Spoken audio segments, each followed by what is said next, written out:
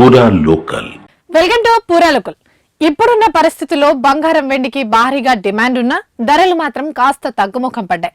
సంక్రాంతి పండుగ సమీపిస్తున్న నేపథ్యంలో పసిడి పరుగులకు కళ్ళెం పడినట్టు అనిపిస్తుంది. మొన్నటి వరకు చుక్కలు చూపించిన పుత్తడి ధరలు నేడు కాస్త ఊరటించాయి. అయితే గోల్డ్ రేట్ తగ్గడానికి ప్రధానంగా డాలర్ విలువ పెరగడమే కారణమని అంటున్నారు మార్కెట్ విశ్లేషకులు.